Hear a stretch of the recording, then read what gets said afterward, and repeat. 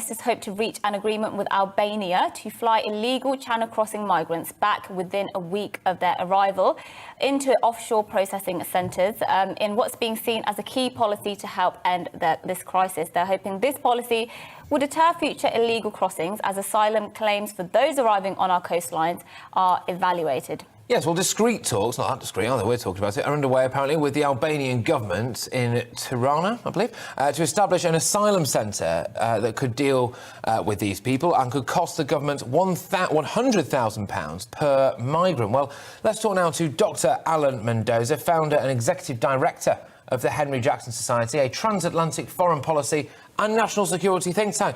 And I seem to remember reading a couple of months ago that this definitely wasn't going to happen. And now it seems like it is. Is this a good idea, first and foremost, to send illegal migrants to Albania?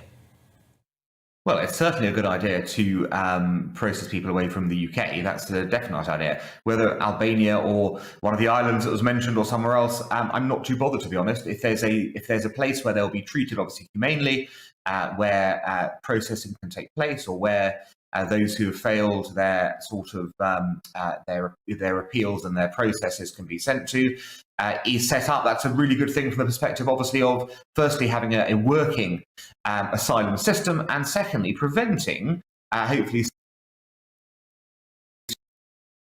with this latest attack.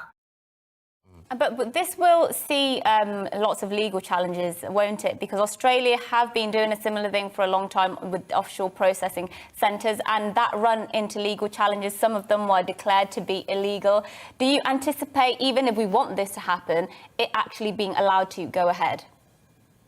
Well, that'll be a matter for the courts. You're quite right to point out, though, there will be legal challenges. And this, by the way, highlights what's been seen in this case of the Liverpool bomber. There is a whole industry, it would appear, around asylum seeking, of people who have a vested interest financially now in making the process run for as long and as painfully as possible.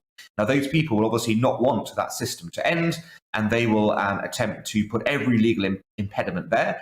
That shouldn't, though, stop the government taking the right moves. If it has its own legal advice, that obviously it needs to check that, make sure what it's doing is, should not worry. We've seen the courts in the past make some very big decisions, for example, around Shamima Begum, and forbidding her essentially to come back to the UK, when the Home Office made that decision and it was backed by the court. So I don't think we should necessarily be afraid of the legal process, but you have to make sure, of course, your advice stacks up at the beginning.